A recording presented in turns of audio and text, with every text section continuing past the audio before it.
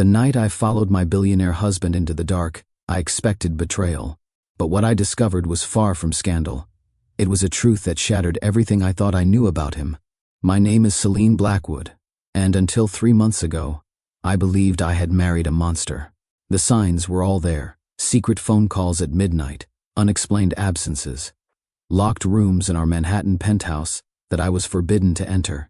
When you marry a man worth $8 billion after knowing him for only 6 weeks, everyone warns you about the price you'll pay.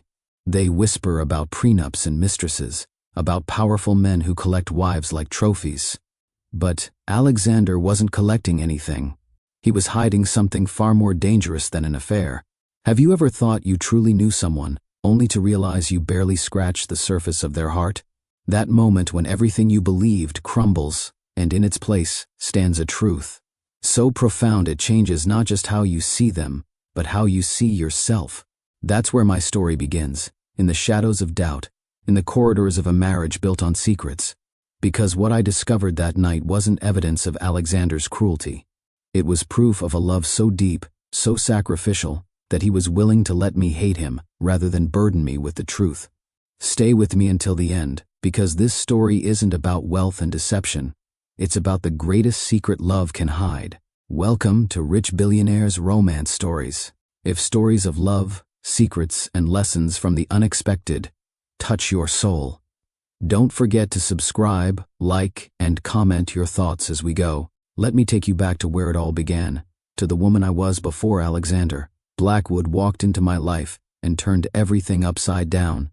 I was nobody special, just a freelance journalist struggling to make rent in Brooklyn, chasing stories that barely paid enough to keep the lights on. The day I met him, I was actually on assignment, trying to expose the corrupt practices of his competitor's company. He found me in his office at 2 a.m., breaking into his computer. Most billionaires would have called security. Alexander offered me coffee and asked if I'd found what I was looking for. That should have been my first clue that nothing about this man would ever be predictable. Within 6 weeks, I wore his ring. Within 3 months, I lived in a penthouse that cost more than I'd earned in 10 lifetimes. And within 6 months, I was convinced I'd made the biggest mistake of my life. You see, Alexander had rules. Rooms I couldn't enter, questions I couldn't ask, business trips he took alone, returning with exhaustion carved into his handsome features and something haunted in his green eyes. The staff whispered when they thought I couldn't hear. His phone rang with calls he'd take in hushed tones, always ending with the same words: "She can't know." 3 months ago, on a rain-soaked Thursday evening, I decided I'd had enough. The prenup be damned. I deserved the truth more than I needed his money. So when Alexander left for another mysterious midnight meeting, I followed him. The sleek black car wound through Manhattan, past the glittering skyscrapers, past the world we inhabited together, into a part of the city I'd never seen him visit. My hands shook as I directed my Uber driver to stay 3 cars behind, my journalist instincts kicking in despite my breaking heart. He stopped at a modest brownstone in Queens. No security, no fanfare, just my husband, the man who commanded boardrooms and controlled billions, walking up weathered steps with a gentleness I'd never seen before. I waited 5 minutes before following, my designer heels clicking against wet pavement. The door was unlocked, another mystery in a marriage full of them. Inside, I heard voices. Alexander's deep baritone, but softer than I'd ever heard it. And then, a child's laughter. My world tilted. Everything I thought I knew, every assumption I'd made, crumbled in that hallway.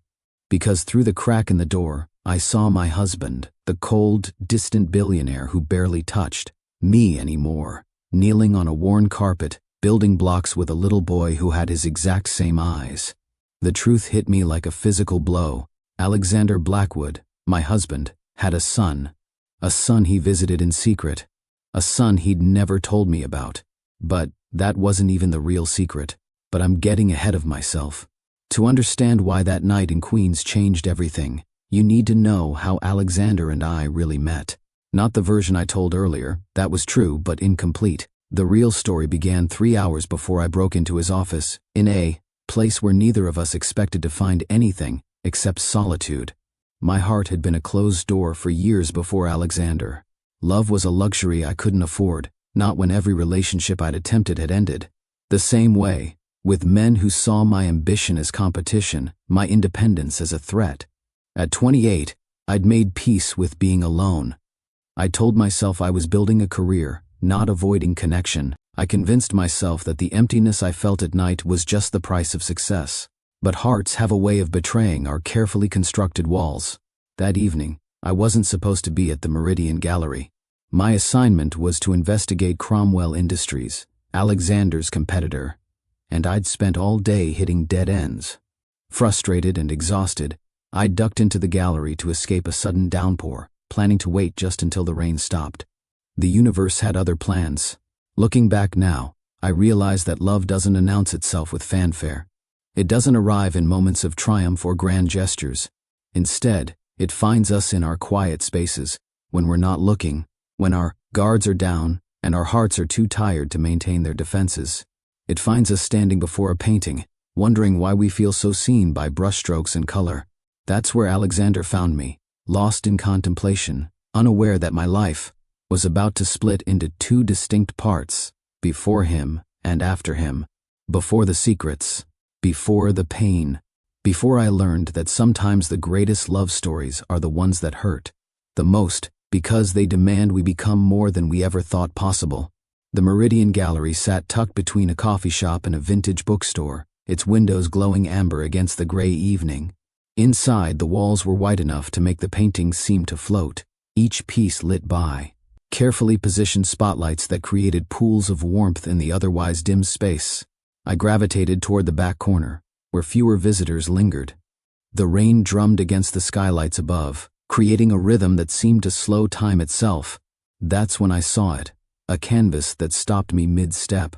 The painting was enormous, consuming most of the wall. At first glance, it appeared to be an abstract piece, all deep blues and grays with occasional streaks of gold. But the longer I stared, the more I saw. A figure emerged from the brushstrokes, a woman perhaps, or maybe just the suggestion of one. She seemed to be reaching for something beyond the canvas edge, her form dissolving into color and shadow. The gallery around me faded. The murmur of other visitors became distant, like voices heard underwater. I stood transfixed, feeling exposed in a way I couldn't explain. The painting wasn't beautiful in any conventional sense. It was raw, almost painful to look at.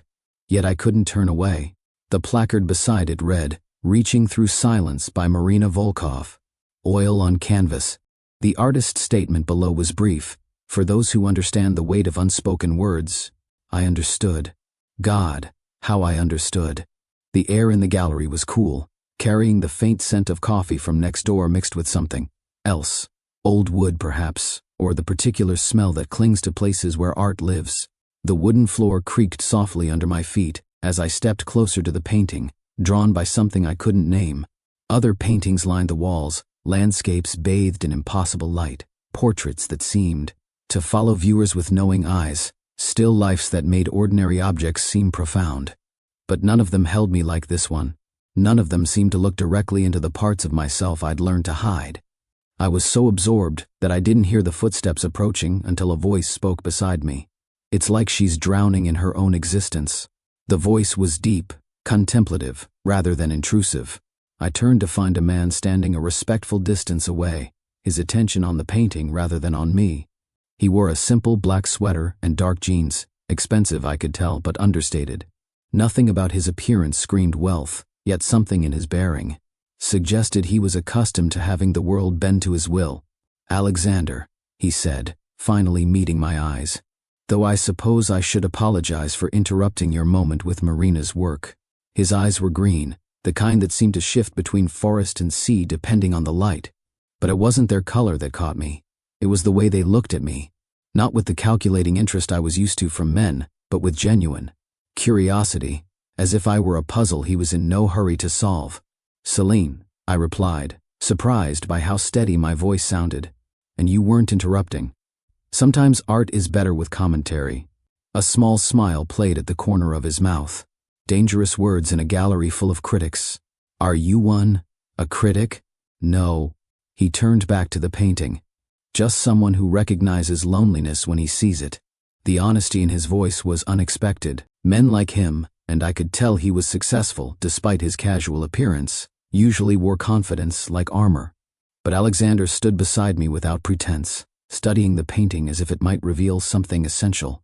"You see loneliness," I said. "I see determination. Perhaps they're the same thing, viewed from different angles." We stood in comfortable silence for a moment. The rain had intensified, turning the skylights into rivers of water. The gallery had grown quieter, most visitors departing for drier destinations. But I felt no urge to leave. "What brings you here on a Thursday evening?" I asked, immediately regretting the conventional question. But Alexander didn't give a conventional answer. "The same thing that brought you, I suspect. The need to be somewhere that doesn't demand anything from us except presence." His words hit closer to home than he could have known. "Do you know Marina Volkov's story?" Alexander asked, after another stretch of quiet. I shook my head.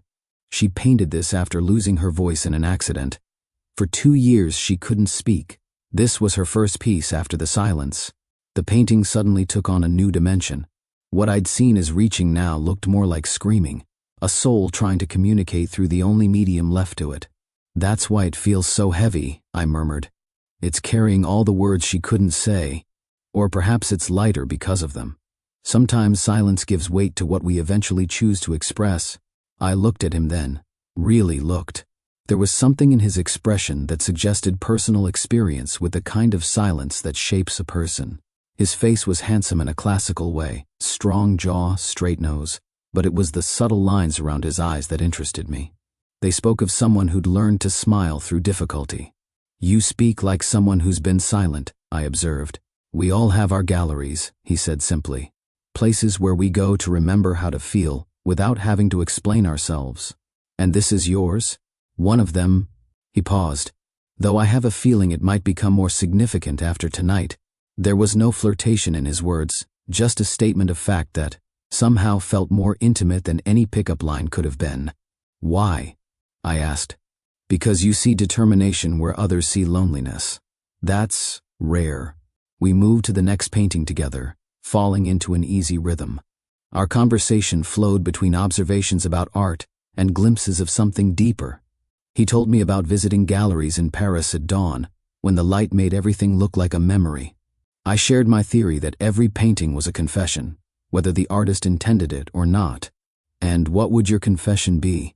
he asked, as we paused before a landscape of a storm-tossed sea. "That I'm terrified of standing still," I admitted, surprising myself.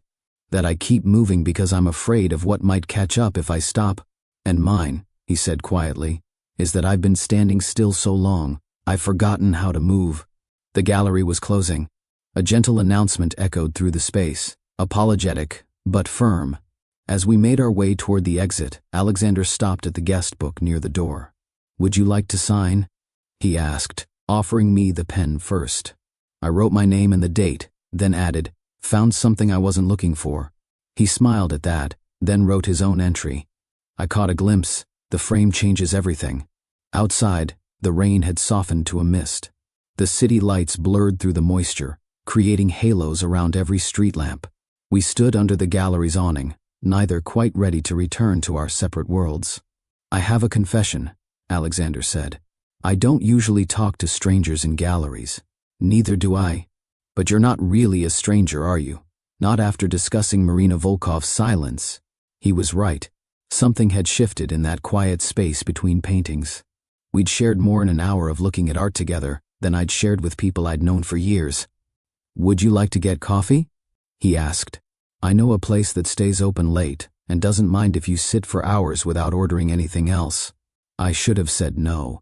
I had an investigation to complete, a career to build, walls to maintain. But standing there in the mist-softened light, I realized something that would only make complete sense months later, when I discovered the truth about Alexander's secret visits to Queens. Love doesn't begin with fireworks or grand declarations. It begins in still moments, in the space between one painting and the next, in the pause between question and answer, in the decision to say yes to coffee with a stranger who sees determination where others see loneliness. "Yes," I said. "I'd like that." As we walked toward the coffee shop, Alexander said something that would echo through everything that came after. "You know, the most important truths are Often the ones we can't see until we change our perspective, like those paintings that only make sense when you step back or tilt your head just right. I wouldn't understand until much later that he was talking about more than art. He was talking about love, about secrets, about the way truth can wear so many faces that sometimes we need someone else to help us see which one is real. But that night, I just smiled and let him hold the coffee shop door open for me, stepping into warmth and the beginning of everything. The coffee shop that night was just the beginning. What followed was 6 weeks that felt like 6 minutes and 6 years all at once. But here's what surprised me most about Alexander, or Evander, as I'd started calling him after he admitted. He preferred his middle name in private moments. He never once tried to impress me with his wealth. I didn't even know he was a billionaire for the first 2 weeks. While other men I'd dated led with their accomplishments, their connections, their expensive cars, Evander led with questions. He wanted to know about the article that had frustrated me, about why I'd chosen journalism, about my favorite coffee shop in Brooklyn that made the worst coffee but had the best conversations. He remembered everything. When I mentioned offhandedly that I missed the lavender honey my grandmother used to make, he showed up to our third date with a small jar from a farmer's market upstate. When I told him about my childhood fear of thunderstorms, he called during the next one just to talk until it passed. "How do you remember all these details?" I asked him once, after he'd brought me tea with exactly the right amount of sugar during a particularly stressful deadline. "Because they matter to you," he said simply. "And you matter to me." It should have felt too fast, too intense. But Evander had a way of making extraordinary moments feel natural. He didn't sweep me off my feet so much as he steadied them, giving me solid ground to stand on while my world rearranged itself around his presence. Even after I learned about his wealth, discovered it really, when a business magazine featured him on its cover at the newsstand where we were buying midnight snacks, nothing changed. He still preferred food trucks to 5-star restaurants, still wore those simple black sweaters, still looked at me like I was the only masterpiece worth studying. Our dates were adventures in ordinariness.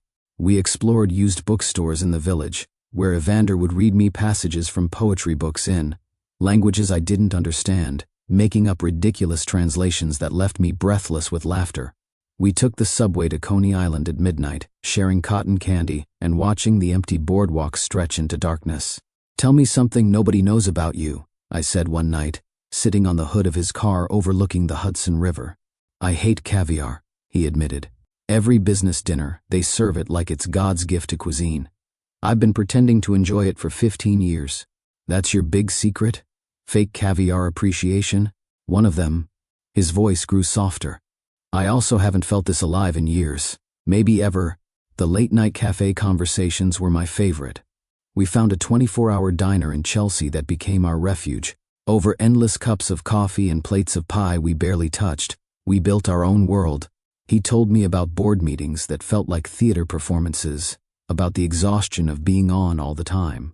I shared my dreams of writing something that mattered, something beyond corporate exposes and scandal pieces. "What would you write about if you could write about anything?" he asked at 3 a.m., when the diner was empty except for us and a tired waitress refilling our cups. "Truth," I said without hesitation, "but not the ugly kind I usually chase, the beautiful kind, the kind that makes people believe in something better." He reached across the table and took my hand. "Then write it. Write the beautiful truth. With what time? I can barely make rent with the assignments I have." "Then change that. Change everything." His thumb traced circles on my palm. "Some cages we build ourselves, Celine, and only we can open them." The first time I saw Evander in his element, at a charity gala I was covering for a society magazine, I almost didn't recognize him. Gone was the man who made up silly poems about pigeons in Washington Square Park. In his place stood Alexander Blackwood, CEO, commanding the room with quiet authority. He moved through the crowd like a ship through water, people parting before him without being asked. His smile was perfect but distant, his handshake firm but brief. He was magnificent and completely unreachable. "That's not you," I said later, when we'd escaped to the roof garden. "It's part of me," he corrected, loosening his tie with visible relief. "The part that keeps the rest safe." "Safe from what?" He was quiet for so long I thought he wouldn't answer. Then from people who would use the real me as leverage. In my world, Celine, vulnerability is currency, and I've been bankrupt before. What happened? I trusted the wrong person, showed them who I really was. They sold that information, and nearly cost me everything I'd built. He turned to face me. I swore I'd never let anyone that close again. But you're letting me? Yes. The word hung between us, heavy, with implication. I don't know why, but with you, I can't seem to help myself. That night, I saw both versions of him clearly. The public Alexander who could silence a room with a glance, and the private, Evander who still got excited about finding the perfect late-night taco truck. The contrast should have worried me. Instead, it made me want to protect the gentle man hidden beneath the armor of success. 2 weeks before he proposed, we sat in our usual diner booth at an ungodly hour, and I finally let him read something I'd written. Not an article, but a piece of creative writing I'd been working on in stolen moments between assignments. His eyes moved across my laptop screen slowly, taking in every word. I fidgeted with my coffee cup, fighting the urge to slam the laptop shut and pretend I'd never been brave enough to share this piece of my soul. This is incredible, he said finally, his voice rough with emotion. Why aren't you writing like this all the time? Because this doesn't pay rent. This is just dreams on a page. No, he turned the laptop back to me. This is true.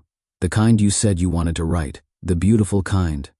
Beautiful doesn't buy groceries. Then the system is broken. He leaned forward, intense in that way he got when something truly mattered to him. Celine, you have a gift, not just for writing but for seeing into the heart of things. Do you know how rare that is? Evander. I'm serious. I sit in meetings all day with people who speak in circles, who hide their intentions behind spreadsheets and projections. But you cut straight to what matters. You see people, really see them. Is that why you're with me? Because I see you.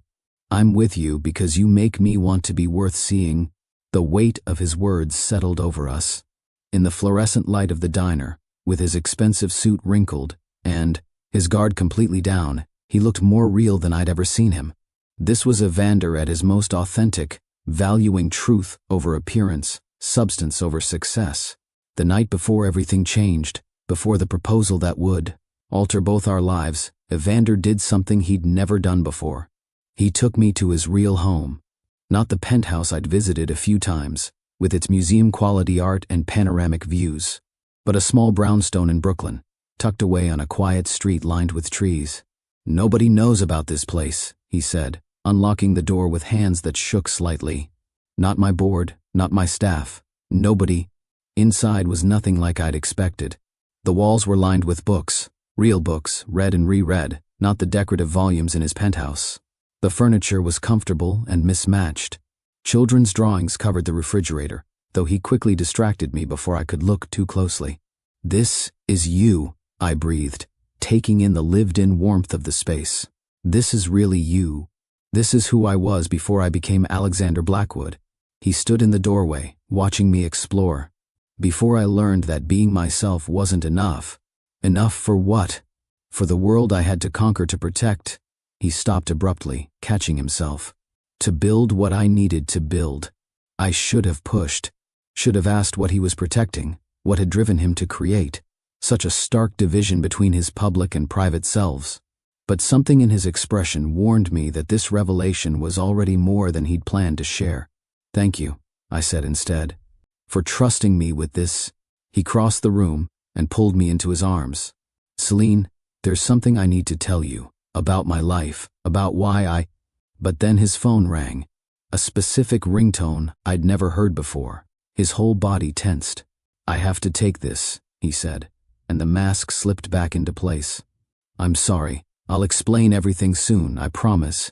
He never got the chance. Looking back now, I realize those 6 weeks taught me something vital. Real love isn't built on grand gestures or expensive gifts. It's built in the quiet moments when someone chooses to be real with you, even when being real is the scariest thing they can imagine. Evander could have won me with his wealth. Other women might have been swept away by private jets and designer jewelry. But he won me by showing up as himself, flawed, searching, achingly human beneath his polished exterior. The tragedy was that he couldn't show me all of himself. Not yet. The parts he kept hidden, the secrets he maintained even as he let me glimpse his truth, would eventually threaten to destroy us. But in those 6 weeks, in diners and art galleries, and quiet moments, stolen from his demanding world, we found something worth fighting for. We found authenticity in a world that rewarded artifice. We found connection in a city of 8 million strangers. We found love, real love, the kind that demands you become more honest, more vulnerable, more yourself than you've ever dared to be before.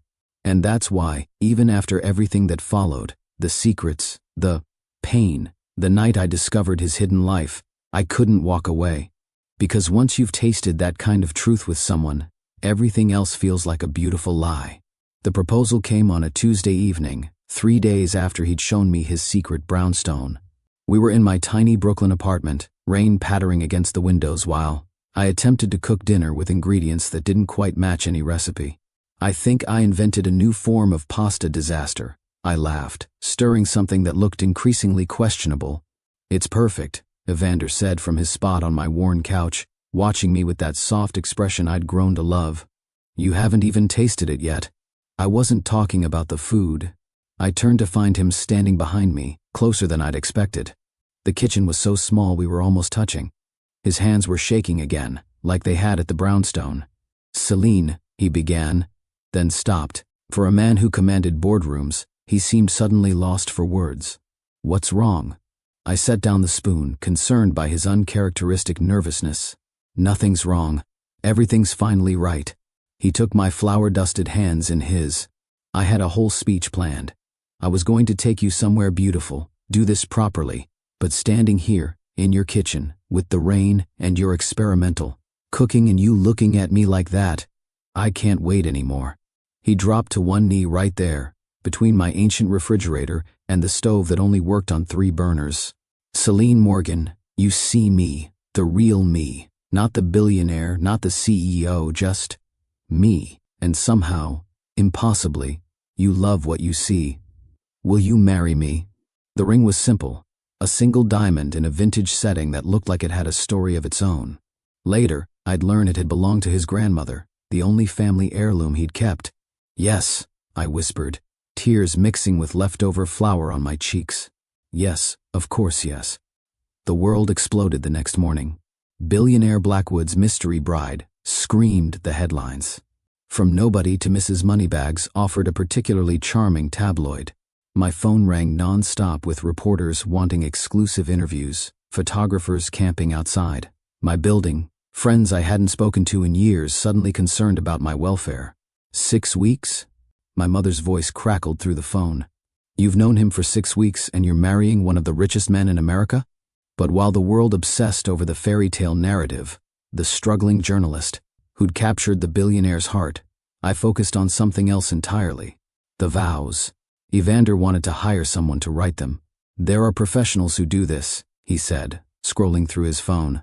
"They'll make sure we say the right things." "No." I closed his phone gently. "I don't want to say the right things. I want to say true things." We spent hours in that same diner, writing and rewriting. Not because we needed perfect words, but because we wanted honest ones.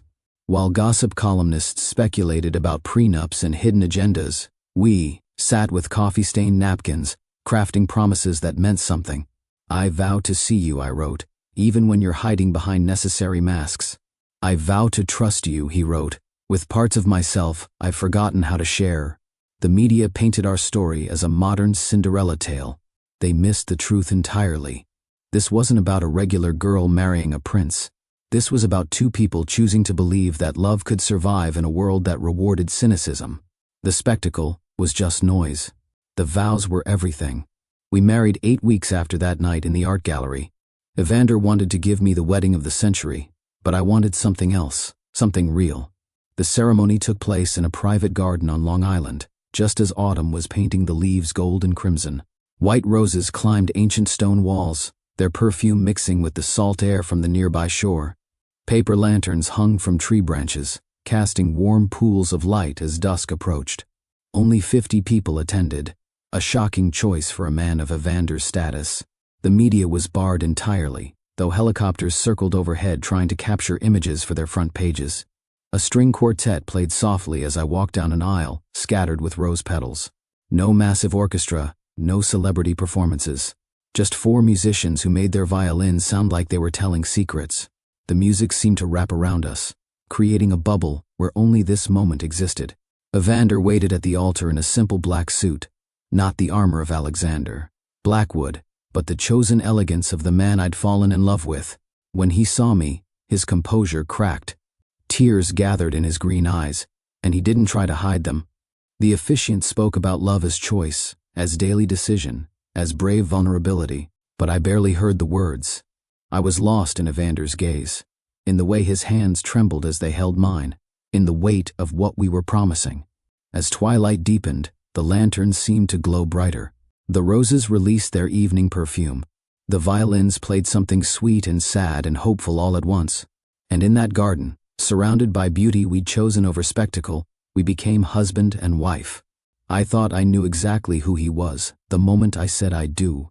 Standing there in the lantern light, with rose petals at our feet and his grandmother, his ring on my finger, I believed I understood the man I was marrying. I knew about his public persona and his private gentleness. I knew about his love for terrible action movies and his secret poetry collection. I knew how he took his coffee, and what made him laugh, and the way his voice changed when he was truly moved by something. I knew he was hiding pain from his past. That much was obvious in the careful way he spoke, about family, in the shadows that crossed his face when he thought I wasn't looking. But I believed that time and love would gradually unveil those secrets. I believed that marriage would be a slow, sweet revelation of all the pieces he'd kept hidden. How naive I was. How beautifully, tragically naive. Because as I spoke my vows, promising to love him in truth and tenderness, in plenty and in want, I had no idea that he was already breaking the very promises he was making. Not through malice or deception, but through a misguided desire to protect me from parts of his life he deemed too heavy for me to carry. I thought I knew exactly who he was the moment I said I do. I knew he was complex, layered, carrying secrets like stones in his pockets. What I didn't know was that those secrets weren't his past. They were his present.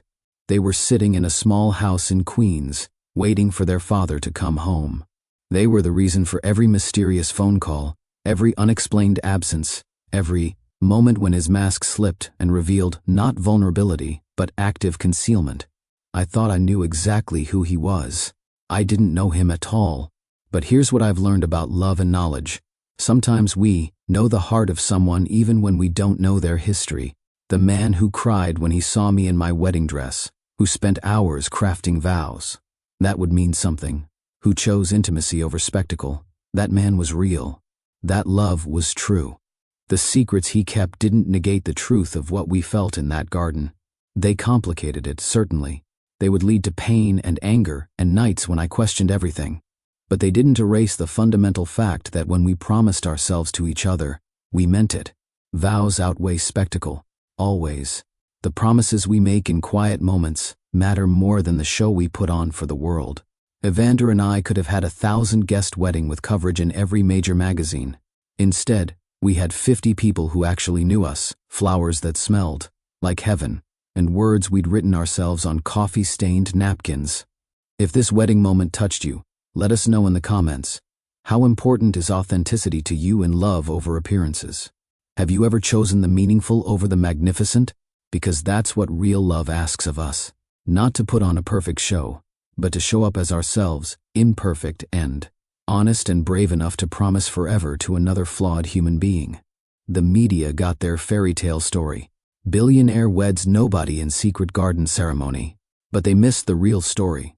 2 people choosing truth over performance, connection over convention. They missed the way the lanterns reflected in his tears, the way my voice shook on the word forever, the way we both knew we were stepping into something bigger than either of us could fully understand. That's the thing about fairy tales. They end at the wedding. Real life? That's where it begins. The change was gradual, like watching shadows lengthen as afternoon turns to evening. 3 months into our marriage, the warmth of our honeymoon began to cool. Evander's gentle attentiveness shifted into something more distant, more calculated. It started with small things. The way he'd check his phone during dinner, tension lining his face at certain numbers, how he'd pull away when I touched him, not dramatically, but like someone trying not to flinch. The late-night conversations in our diner became shorter, filled with longer silences. "Just work," he'd say when I asked, but his eyes wouldn't quite meet mine. The European markets are volatile. The man who'd shared his secret brownstone, who'd written his vows on coffee-stained napkins, was disappearing behind Alexander Blackwood's polished facade. Even in private moments, he maintained a careful distance, as if afraid to let his guard down completely. I told myself it was normal, that all marriages had adjustment periods. But watching my husband retreat into himself, seeing the walls go up one careful brick at a time, it felt like watching our love story being slowly rewritten into something I didn't recognize. The phone calls always came at night. He'd answer in his study, voice low but urgent. Sometimes I'd wake at 3 a.m. to find his side of the bed, empty, cold sheets where his warmth should be. "Emergency board meeting," he'd explain over breakfast, dark circles under his eyes. But board meetings didn't explain the way his voice cracked when he spoke in hushed tones behind closed doors. They didn't explain the name I heard once, accidentally. "Marcus." "Who's Marcus?" I asked casually the next morning. The coffee cup paused halfway to his lips. Just for a moment, but long enough. "A potential investor," he said smoothly. Too smoothly.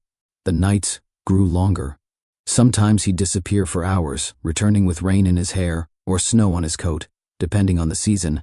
His excuses were always perfect, always plausible, but they felt rehearsed, like lines in a play I hadn't been given the script for. I started keeping a mental log. Tuesday, midnight call. Thursday, gone for 3 hours. Sunday, another emergency meeting that left him looking haunted rather than stressed. We stopped fighting because we never started. That was the strangest part. In movies, troubled marriages explode in dramatic confrontations, plates shattering against walls, voices raised in anger. But our trouble came in whispers, in things unsaid, in the growing space between our words. At dinner parties, we performed perfectly. He'd rest his hand on my lower back. I'd laugh at his jokes. We'd dance close enough to make others smile knowingly. But alone, the silence stretched between us like a living thing. I missed our arguments about books, our playful debates about art. I missed the way he used to challenge my opinions, engage with my thoughts. Now he'd just nod, smile that distant smile, and change the subject. The worst moments were when I'd catch him watching me with an expression I couldn't read, something between longing and regret, as if he wanted to tell me everything but couldn't find the words. Or worse, had decided not to try. Our home became a museum of unspoken questions. Every room held conversations we weren't having, truths we weren't sharing. The moment fear truly took hold wasn't during a midnight disappearance or a suspicious phone call. It was on a perfectly ordinary Tuesday morning. I found him in his study before dawn, asleep at his desk. A photo lay under his hand, worn at the edges, clearly handled often. Before he woke, I saw it, a little boy with Evander's eyes, maybe 5 years old, laughing at something off camera. When he jerked awake and saw me looking, the color drained from his face. He snatched the photo away so quickly it tore slightly at one corner. "Celine," he said, and his voice held something I'd never heard before. Not anger or guilt, but raw fear. "I can explain." "Then explain," I whispered. He opened his mouth, closed it. I looked at the torn photo in his hands. "I can't," he finally said. "Not yet. Please trust me." And for the first time, I was afraid. Not of him, never of him, but of what his silence meant, of what could be so terrible that a man who'd promised to share his life with me would rather let our marriage crumble than speak its name. They say silence speaks louder than words, but nobody tells you how many languages silence has. There's the comfortable silence of two people who know each other so well they don't need to speak. There's the heavy silence after an argument, full of things we wish we hadn't said. And then there's this, the silence of secrets kept not out of malice but out of some misguided protection. The silence that grows between two people who love each other but can't find their way to the truth. Evander's silence spoke volumes. It spoke of late-night phone calls and hidden photographs. It spoke of a man torn between two worlds, trying desperately to keep them from colliding. It spoke of love that wanted to protect, even at the cost of trust. I was learning that sometimes the loudest moments in a marriage are the quiet ones. The moments when words fail, when truth hides behind careful smiles, when love itself seems to hold its breath, waiting for someone to be brave enough to break the silence. I just didn't know then that when the silence finally broke, it would shatter everything I thought I knew about love, about marriage, about the man I'd chosen to trust with me forever. The night everything changed started like any other. Evander kissed my forehead, murmured something about a late meeting, and disappeared into the elevator of our penthouse. But this time was different. This time, I saw him slip that worn photograph into his jacket pocket, the one of the little boy with his eyes. Something inside me snapped, not with anger or jealousy, but with a bone-deep certainty that tonight would either save our marriage or end it. 3 months of growing silence, of careful distances and perfect excuses, had led to this moment. I waited 5 minutes, just long enough for him to reach the garage. My hands shook as I grabbed my coat and car keys. The journalist in me, the one who'd once broken into his office looking for truth, took over. I couldn't live another day in this beautiful cage of unspoken words. The night air hit my face as I stepped outside, carrying the weight of every question I'd been too afraid to ask. What if I discovered something that would destroy us? What if the man I loved was living a double life? What if the truth was worse than the fear? But the biggest question burned brighter than all the others. What if I was wrong? What if there was a reason for his silence that had nothing to do with betrayal? I had to know.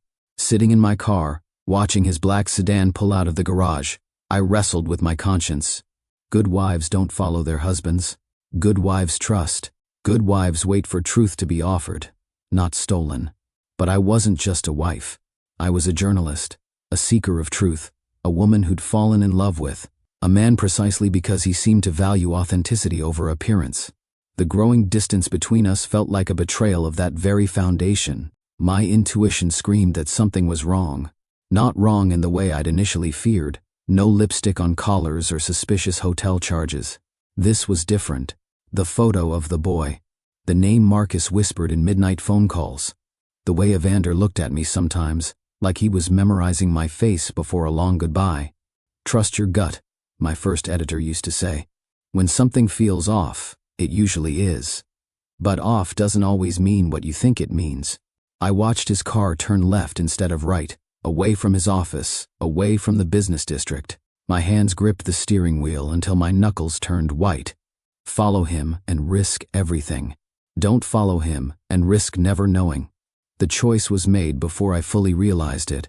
I pulled into traffic, keeping 3 cars between us, my heart pounding so loud I could barely hear the engine. We drove for 40 minutes, leaving behind the gleaming towers of Manhattan for the quieter streets of Queens. Each turn took us further from the world I knew, the charity galas, the board, meetings, the carefully maintained facade of Alexander Blackwood, CEO. His car moved with purpose, like he'd driven this road many times before. We passed rows of modest homes, corner stores with flickering neon signs, parks where empty swings moved in the evening breeze. Finally, he turned onto a street lined with warehouses. My pulse quickened. What legitimate business could bring him here at this hour? The buildings loomed dark and silent, except for one. Light spilled from its windows, and cars filled its small parking lot. Evander's sedan pulled in smoothly, taking a spot near the side entrance. I killed my engine half a block away, watching as he stepped out, straightened his tie, and reached for something in the back seat, a duffel bag I'd never seen before. The warehouse door opened before he reached it. A woman emerged, middle-aged, wearing scrubs. They spoke briefly, her hand touching his arm with familiar concern. He nodded, shoulders dropping with what looked like relief. My mouth went dry. This wasn't what I'd expected. This wasn't a secret rendezvous or a clandestine business deal. This was something else entirely. I waited until they went inside, then counted to 60, my journalist's instincts warring with my racing heart. Each step toward the warehouse door felt like walking through water. The gravel crunched beneath my feet, too loud in the quiet night. My shadow stretched long and thin under the security lights. The door wasn't locked. It opened silently, revealing a hallway lit by fluorescent tubes. Voices drifted from somewhere ahead. Multiple conversations, the occasional, laugh, the beeping of what sounded like medical equipment. I moved slowly, pressing close to the wall. The voices grew clearer. A child's giggle echoed down the corridor, followed by a gentle shushing sound. "Mr. B's here," someone said. "He brought more supplies." Thank God. We were running low on antibiotics. My heart stuttered. Antibiotics? What kind of operation was my husband running? The hallway opened into a large space, and I pressed myself behind a stack of boxes, peering around the edge. What I saw made my breath catch in my throat. The warehouse had been transformed. Hospital beds lined one wall, separated by curtains. Children occupied most of them, some sleeping, others reading or playing quiet games. Medical equipment blinked steadily. Nurses moved between beds, checking charts and adjusting IVs.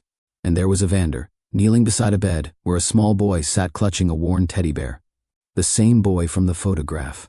The space was organized with military precision. Computer screens displayed what looked like medical records and supply inventories. Volunteers in color-coded shirts moved purposefully between different stations. Medication dispensary, supply storage, a small kitchen area serving hot meals. This wasn't just a makeshift clinic. This was a fully operational medical facility for children who, judging by their careful positioning, away from windows and the security cameras I now noticed, needed to stay hidden. Evander moved through the space like he belonged here, checking on patients, consulting with medical staff, his public mask completely gone. Here, he was neither the billionaire CEO nor my distant husband. He was simply a man trying to help. "Marcus needs his next round," a nurse called out, and I watched as Evander hurried to the bed where the boy from the photo lay sleeping. Marcus, the name from the phone calls, not a business partner or a threat to our marriage, but a sick child Evander was trying to save. The pieces clicked into place with dizzying speed. The late nights, the secret phone calls, the weight he carried in his eyes. My husband wasn't living a double life of betrayal. He was running an underground medical facility for children who had nowhere else to go. I stepped out from behind the boxes, no longer caring if I was seen. Evander looked up at the sound of my footsteps, and for a moment, we just stared at each other across the room. Fear often masks hidden light. I'd been so afraid of what his secrets might destroy. I never considered they might reveal something extraordinary. The distance between us hadn't been about love fading. It had been about love expanding to encompass something bigger than our marriage. "Celine," he whispered, crossing the room to me. "I wanted to tell you. Every day, I wanted to tell you. But this place, these children, the fewer people who know, the safer they are." I looked around at the beds, at the children being cared for in secret, at the operation my husband had built while I thought he was slipping away from me. "Why didn't you trust me with this?" I asked, but the anger I'd carried for months had dissolved into something else. Understanding, pride, love deeper than before. Because once you knew, you'd be in danger too. These kids, they're running from people who want to hurt them. Powerful people. I couldn't risk. I stopped him with a kiss, right there in his secret warehouse of hope. "Show me," I said. "Show me everything. Show me how to help." Because sometimes our greatest fears hide our greatest opportunities to love. And sometimes silence isn't about secrets. It's about protection, sacrifice, and a love bigger than two people in a penthouse playing at perfect lives. We drove home separately that night, the weight of revelation hanging between us. In our penthouse, with the city lights spread below like scattered stars, we finally faced each other without masks or pretense. "How long?" I asked, standing by the window where we'd shared our first morning coffee as husband and wife. 10 years. Evander's voice was quiet, but steady. It started with one child, Marcus. His parents were killed for exposing corporate corruption. The people responsible wanted to silence him too. I couldn't let that happen. And the others? Similar stories. Children who know too much, who've seen too much. Kids whose parents crossed the wrong people. The system can't protect them, or won't. So we created our own system. I turned to face him, really seeing him for the first time in months. The exhaustion in his eyes wasn't from late-night dealings or secret affairs. It was from carrying the weight of dozens of young lives. "Why didn't you tell me?" The question came out softer than I intended. Not an accusation, but a plea for understanding. Because every person who knows puts themselves at risk. These aren't small-time criminals we're hiding these children from, Celine. They're powerful people, people I do business with, people who smile at me across boardroom tables while hunting for the kids I'm protecting. He crossed the room, took my hands in his. They were trembling. I couldn't bear the thought of them coming after you, and I couldn't ask you to carry this secret, to live this double life. It wasn't fair. There's more, he continued, leading me to the couch where we'd spent so many evenings growing silent. I kept it secret because I needed one thing in my life that wasn't about performance. What do you mean? Everything I do as Alexander Blackwood is watched, measured, judged. Every charitable donation becomes a press release. Every good deed gets twisted into a PR strategy. But this, his voice caught, this is pure. No cameras, no headlines, no one trying to calculate the tax benefits or the publicity value. Just helping children who need it. The truth of his words hit me hard. I'd seen how the media dissected his every move, how cynics questioned his motives for even the simplest kindnesses.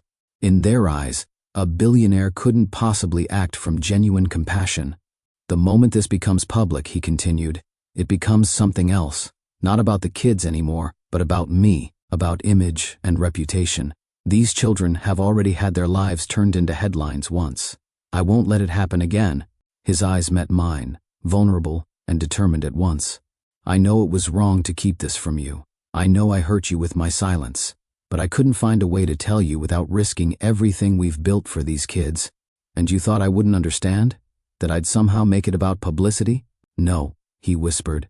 I was afraid you'd understand too well, that you'd want to help, to investigate, to expose the people threatening these children, and they would kill you for it, Celine. Just like they killed Marcus's parents. The realization washed over me like a wave. All these months, I'd been looking for signs of betrayal, for cracks in our love story. Instead, I'd found something extraordinary. A man so committed to helping others that he'd risk his own happiness to keep his good deeds pure. Tears filled my eyes as I remembered the small moments that now made sense, his distraction. During dinner parties when his phone buzzed with news from the warehouse, the way he'd sometimes hold me tighter after returning from his meetings, the mysterious deposits from our joint account that I now realized were funding medical supplies and security measures. You're crying, he said softly, reaching to wipe a tear from my cheek. Because I finally understand, I whispered. Your secret wasn't about trust or love at all. It was about humility, about doing good without recognition, about protecting not just those children, but the purity of the act itself. He pulled me close, and I felt wetness on my shoulder, his own tears, finally falling after months of careful control. I've wanted to share this with you every single day, he murmured into my hair. Every time you looked at me with doubt in your eyes, every time I had to leave our bed to handle an emergency, every time I couldn't explain why I was distracted or worried. It was killing me to keep this from you. I know, I said, holding him tighter. I know now. We sat there in the darkness, letting truth settle around us like a new kind of intimacy. Real love, I realized, doesn't just survive vulnerability, it thrives on it. Every secret Evander had kept was, paradoxically, an act of love, love for the children he protected, love for the purity of giving without recognition, and yes, love for me. What happens now? I asked, my head resting on his chest, listening to his heartbeat steady and strong. That depends, he said. I won't ask you to live a lie, Celine. If you want to walk away, I'll understand. This life, it's not what you signed up for. I sat up, meeting his gaze directly. No, it's better. You've built something extraordinary, something that matters. I don't want to walk away. I want to help. It's dangerous. So is love, I interrupted. So is every choice that matters. You've carried this alone for too long, Evander. Let me share the weight. A smile broke across his face, the first real one I'd seen in months. I've missed you, he whispered. God, how I've missed you. At this point in our story, I have to pause and ask, could you forgive your partner for hiding something, even if it wasn't betrayal but goodness? Share your thoughts in the comments below, because that's what I faced that night. The man I'd married had kept secrets, yes. He'd caused me months of doubt and worry. But those secrets weren't born of betrayal. They were born of a deep, commitment to helping others without seeking praise or recognition. Sometimes love asks us to reframe our understanding of trust. Sometimes the greatest act of love isn't in what we share, but in what we're willing to risk to protect something pure and good. Evander risked losing me to keep those children safe. He risked our happiness to maintain the integrity of his mission. And in doing so, he taught me that real love isn't just about honesty. It's about understanding why someone might choose to keep certain truths protected. What would you do in my place? Would you understand the silence once you knew its purpose? Would you join the mission, knowing the risks? Or would the months of doubt leave a scar too deep to heal? These aren't simple questions. Love rarely is. But as I sat there with my husband that night, both of us finally free of pretense, I knew my answer. Sometimes the greatest love stories aren't about perfect honesty. They're about perfect understanding. Let me know your thoughts in the comments. Would you choose understanding over anger? Would you see the beauty in the secret once revealed? The morning after my discovery at the warehouse dawned differently. Evander no longer slipped away with careful excuses. Instead, he woke me with gentle kisses, whispering updates about Marcus's improving condition, sharing his hopes and fears about the children in his care. Our morning coffee ritual transformed. Where silence once stretched between us, now we planned supply runs and discussed security improvements. His eyes lit up when describing a young girl's first successful physical therapy session or a boy's breakthrough in trauma counseling. The weight of secrecy lifted, replaced by shared purpose. When his phone rang at midnight, I no longer lay awake imagining the worst. I'd roll over, squeeze his hand, and ask if he needed backup. Sometimes he did. Physical intimacy changed too. Not just in passion but in the small moments. The way he'd rest his forehead against mine after a particularly challenging day. How my fingers would trace the worry lines on his face until they softened. We touched more freely, held each other more closely, as if making up for months of careful distance. Romance bloomed in unexpected places. In the warehouse's supply closet, counting bandages together at 3 a.m., Evander would pull me into a dance, humming our wedding song. During late-night security checks, we'd share stolen kisses between camera installations. Our penthouse became a different kind of sanctuary. The rooms once filled with unspoken questions now buzzed with plans and possibilities. We'd spread medical supply inventories across our dining table, his corporate expertise, merging with my investigative skills to create better systems, safer protocols. The grandeur of our lifestyle took on new meaning. Every luxury we enjoyed became measured against what it could provide for the children. Evander sold his collection of rare watches without hesitation, using the funds to upgrade the warehouse's medical equipment. Simple moments gained profound significance. Cooking dinner together, while discussing new safety measures. Falling asleep over budget spreadsheets, waking to find him tucking a blanket around my shoulders. Walking hand in hand through Central Park, planning expansions to our secret network of safe houses. My journalism skills found a new purpose. I created secure documentation systems, tracked potential threats, and built networks with trusted medical professionals. Evander's business acumen ensured our operation remained undetectable while expanding its reach. We developed a code language for public settings. At charity galas, an adjusted tie meant an emergency at the warehouse. A touched earring signaled new arrival. We danced at social functions while whispering updates about medical supplies and security protocols. The partnership extended beyond the practical. Evander's strategic mind complemented my intuitive approach to problem solving. When he focused on logistics, I remembered to bring stuffed animals for new arrivals. When I got emotionally invested, he helped maintain necessary boundaries. Together, we built something extraordinary. Not just a medical facility, but a true sanctuary. The children began to heal, not only physically, but emotionally. They found safety in our careful planning, hope in our united front.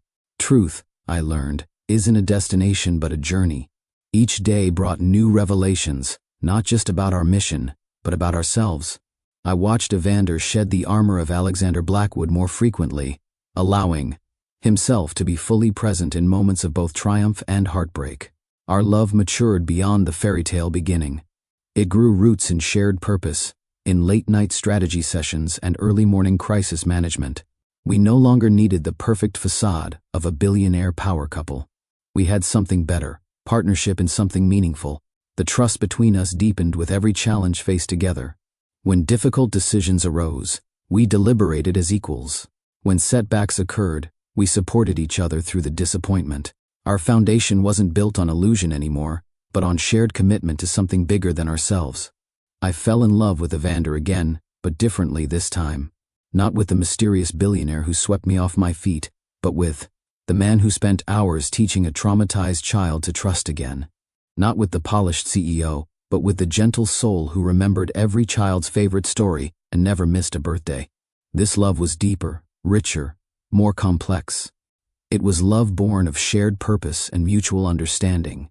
I loved him for his determination to keep goodness pure, for his courage in carrying such heavy secrets, for his willingness to risk everything, even my love, to protect those who needed him. Every night, holding each other close, we'd share stories from the day. Sometimes joyful, a child's first laugh in months. Sometimes heartbreaking, a new arrival with haunted eyes. But always together, always united in our mission. I love you differently now, I told him one night. Not less, but more completely, more truly. He kissed my forehead, understanding in his eyes. Because now you see all of me. And somehow, impossibly, you love that version even more. No, I smiled. Because now we're building something beautiful together. The night I followed my billionaire husband into the dark, I expected betrayal. But what I discovered was far from scandal. It was a truth that shattered everything I thought I knew about him, and rebuilt it into something more beautiful than I could have imagined. 3 years have passed since that night at the warehouse. Our operation has grown, helping more children find safety and healing. Evander still maintains his public persona as Alexander Blackwood, the ruthless CEO, but now I understand the purpose behind the mask. Every morning, I wake up next to a man who carries 2 worlds on his shoulders. In board meetings, he makes decisions worth billions.